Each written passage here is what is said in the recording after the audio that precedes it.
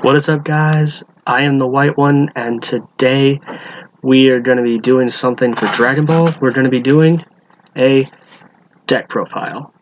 More specifically, we're going to be doing one for Janemba. Now, the reason that these aren't sleeved is mostly because of like the shine. What I did is I compared it on the camera before I started the video. Basically, like when they're not in sleeves, they look fine, but when they're in this, like you can literally see like the background light I have shining off of this thing, and it's literally like making it impossible to see.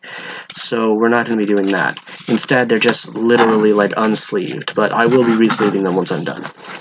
Now, this is my first attempt at a profile, so if this goes on long or something, that's my bad. But without ado, let's start. First off, we got obviously our leader Janemba.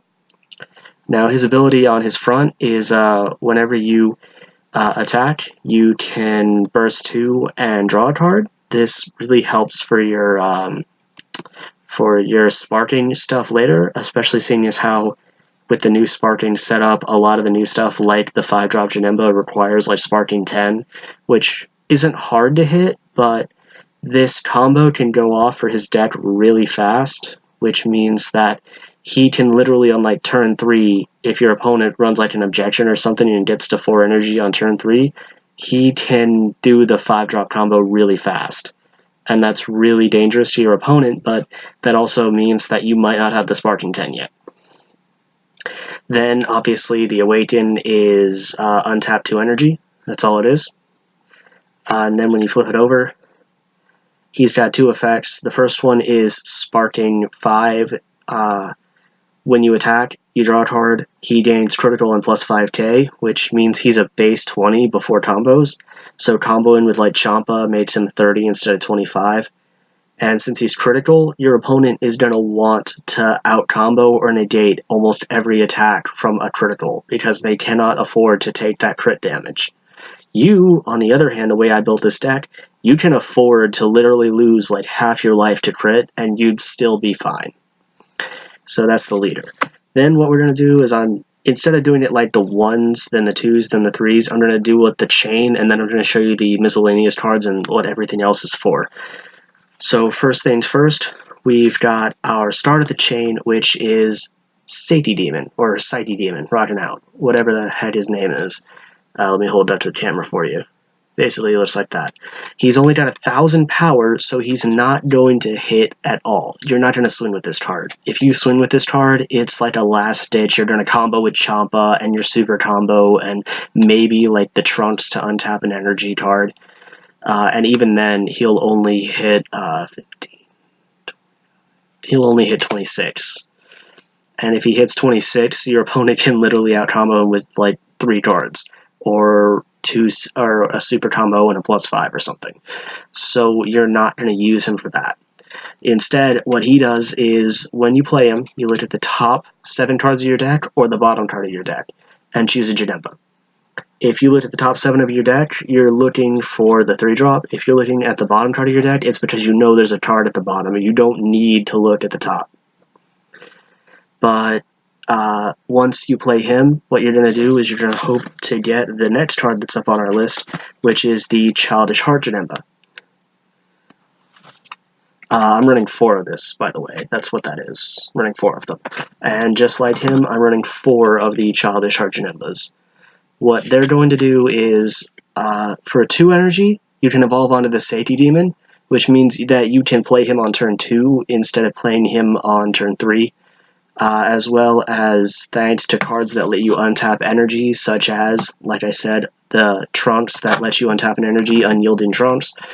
You can even do his effect on the turn that you play him, which is pay an energy, pay 1 blue energy, you put him on the bottom of the deck, you warp a 4-drop Janemba, or, well, you warp a Janemba, but what you're going to do is you're going to warp the 4-drop, because his other ability is, after you put him on the bottom of the deck, you can choose a 4-drop Janemba in your warp, and you can play it. Which, of course, you're going to warp the 4-drop and play the 4-drop. Also, he's a 19k attacker, so you're going to attack your opponent with him, and if you do, your opponent's going to have to, your opponent can't just be like, okay, here's a 5k blocker, I stop it. Well, they can, but at the same time they have to. Like, a lot of people, it's, okay, I'm going to swing with this 15k card, and your opponent's like, okay, it's exactly 15k. If I could somehow increase my power by 1,000 or decrease your power by 5k, then, I stop you. This guy, if they decreased his power by 5k, it would stop him, but the difference is that, like, it makes them think about the numbers. Because there's very few cards that are gonna, like, actually have to worry about, like, 19 and 4 and stuff like that, which most of that's from the new set. Then the next in our combo is the Phantom Strike Janemba, which is right here. And we got 4 of those as well. And what those do is simple, is when you play him, off of the 3-drop Janemba, he's gonna swing. He's got 20,000 power, and he has critical, which means he's going to hit like a freight train because of the critical. Like I said, with your leader, because he has crit, your opponent is going to want to either negate or out-combo him, which means they have to waste cards from their hand. Either way.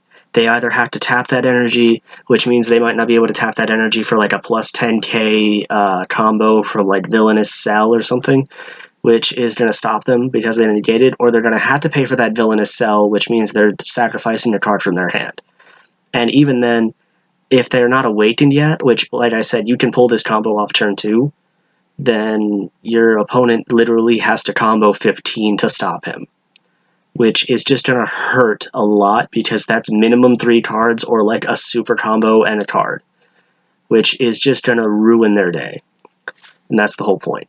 And then his other ability is that you can warp him. When he's warped, you can look at the bottom card of your deck, and if it's a Janemba, which of course thanks to this card, it's going to be a Janemba, you get to add it to your hand, which basically means that the 3-drop is going to come back, and the combo will go on next turn again. But also, his ability is if your opponent has 4 or more energy, and your leader is a Supreme Evil card, which is basically the only Supreme Evil leaders are Janemba and the Mill Janemba, then you can play the 5-drop from your hand. That's actually pretty useful, not to mention you don't have to be able to do that to warp him, which saves you a lot of time. Then, on the next part of the combo, we got what I was just talking about. We got our 5-drop Infernal Chain Janemba. And of course, we're going to have 4 of him too. And what he does is he's a 25k critical, which means that, once again, just like with the Phantom Strike, he is going to hit really hard, and he is going to have critical, which means they're going to want to out-combo him or negate him. And his other ability, aside from the one that says you can only play 1 Infernal Chain per turn, that's to stop you like infinitely doing the 4-drop, 5-drop, 4-drop, 5-drop combo, because if you had 2 5-drops in your hand and the 4-drop, and you could play them more than once per turn, then you could play the 4-drop, warp it to get the 5-drop, 5-drop's ability, put himself on the bottom of the deck and grab the 4-drop back, and then 4-drop's ability, grab the 5-drop, the second 5-drop from your hand, and play it, and because it's warped, grab the first 5-drop, and then basically you could infinitely do this chain, and they didn't want you to do that, so you can only play 1 per turn.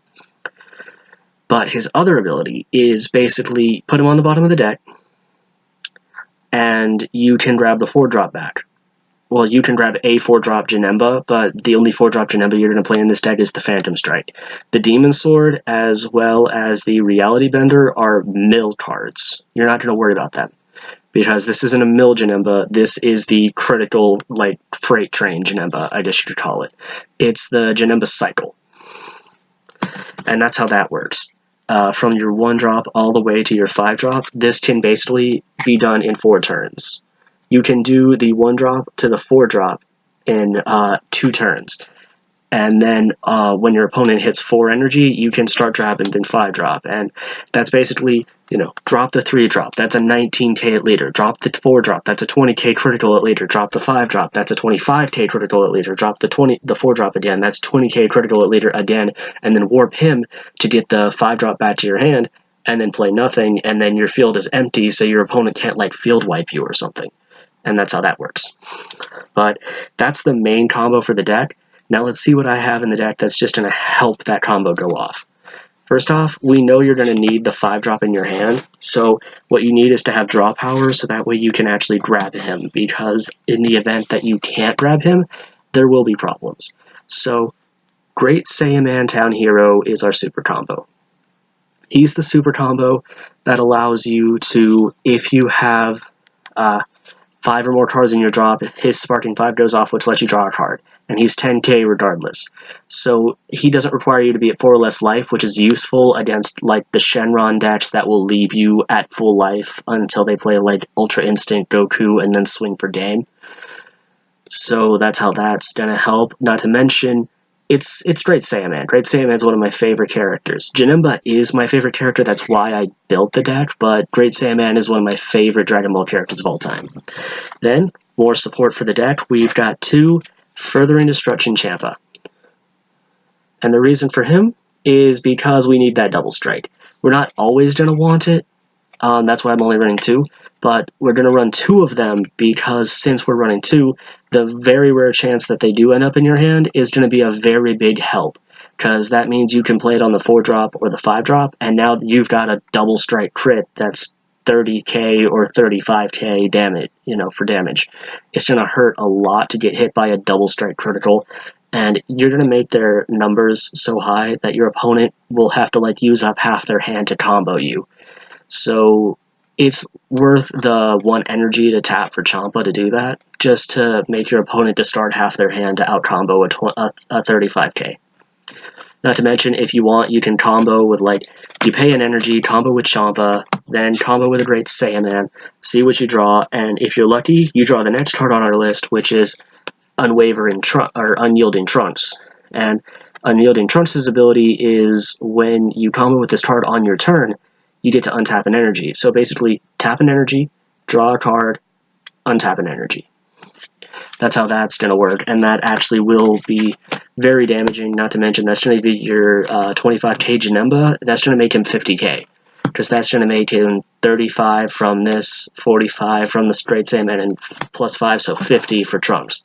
That's a 50 with double strike critical.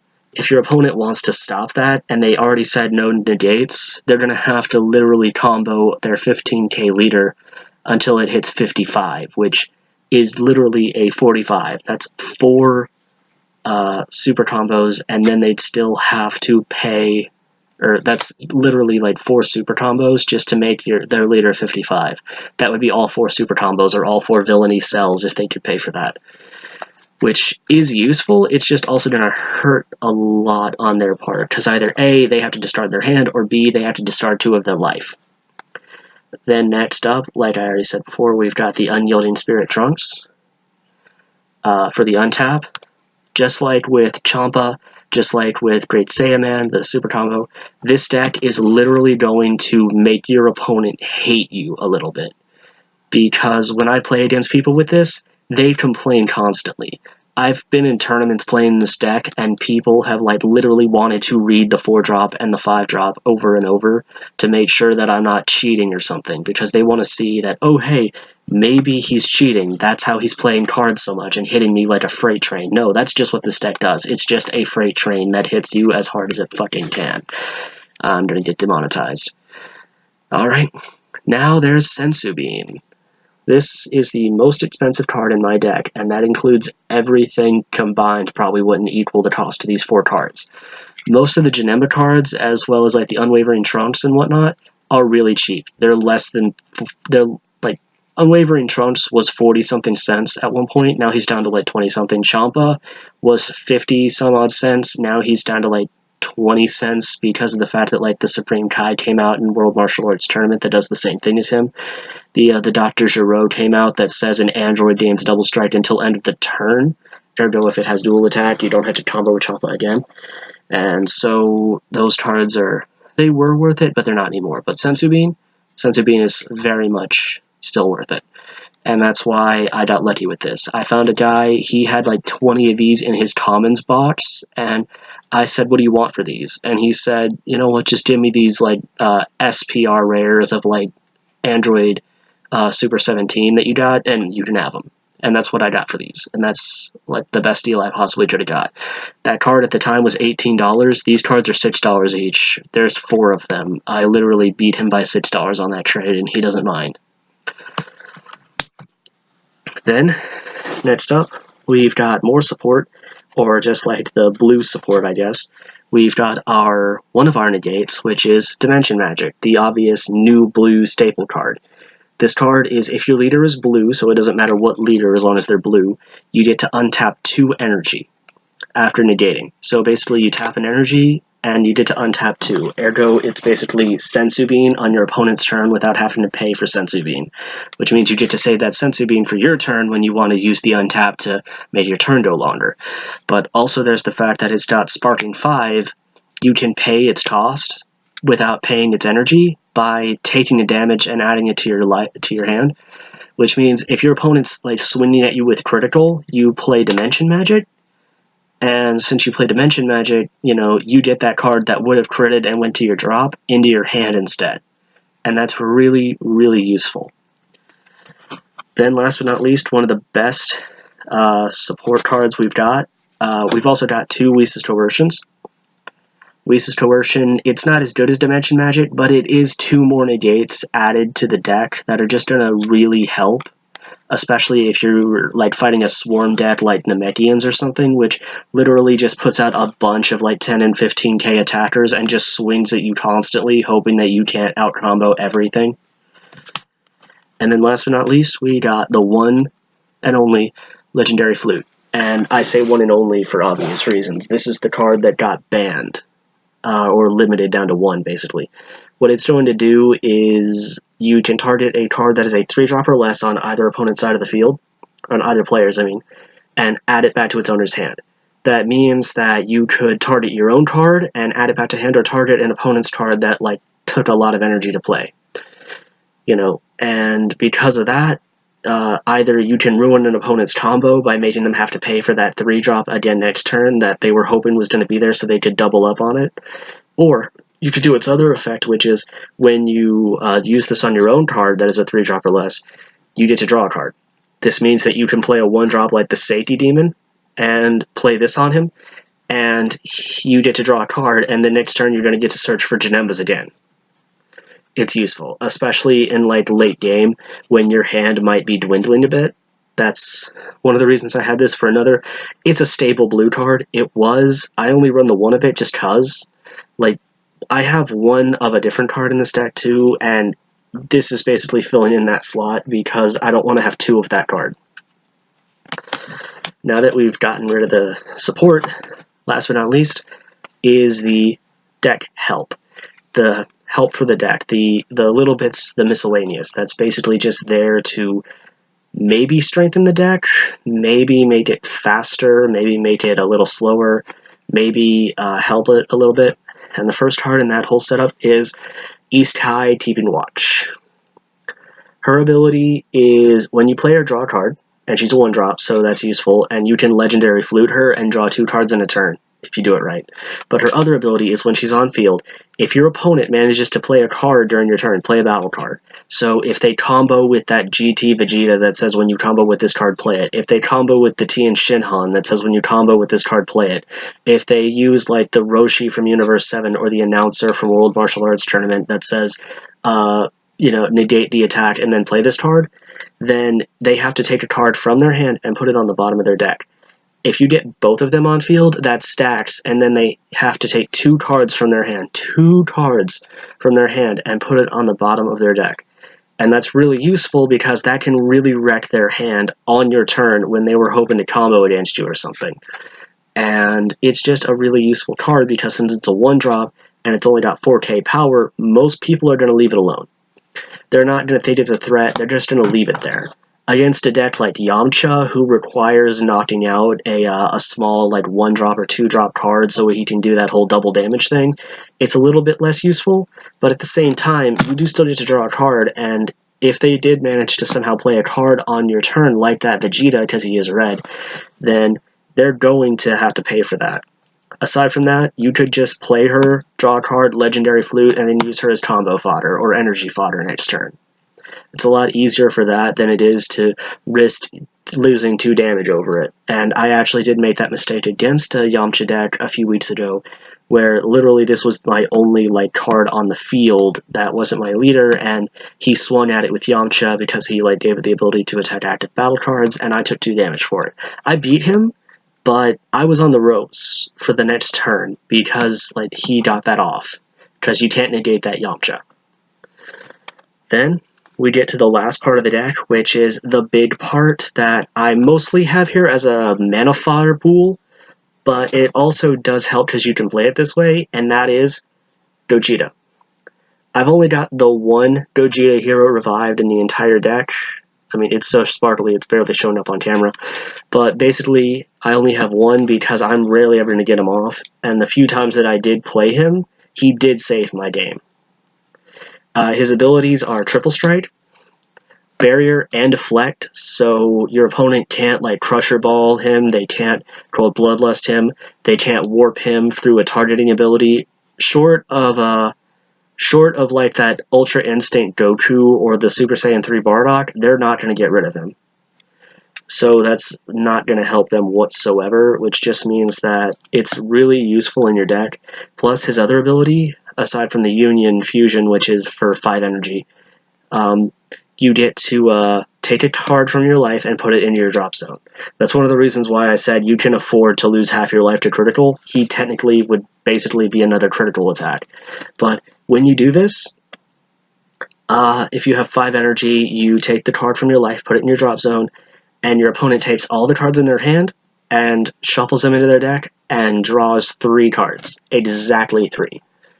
It's not like based on your energy or something, it literally just specifies 3 cards on here, and that's useful because he himself is a 30k before like combos, and so that means like their 15k leader, unless they draw like 3 super combos or something, which if they did, they're still not exactly helping themselves, they're not going to be able to out-combo him, because if all 3 of those cards in your opponent's hand were plus 5s, they're going to equal 30.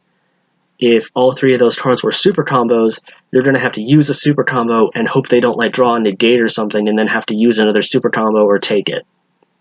That's just really useful because Gogeta like wants to hit them. And even if Gogeta doesn't hit them, then if you have the energy after doing this, like by comboing with Trunks from your hand or something, you can pull off the Janemba combo too, and then you know you have that 20k and that 25k and that 20k criticals going off in their face again, on top of like a triple strike Gogeta. And if I remember correctly, no, he doesn't. One of the Gogetas I could have swore had critical or something. I think the ultimate does. But basically, the rest of the cards in here are mostly to support that Gogeta.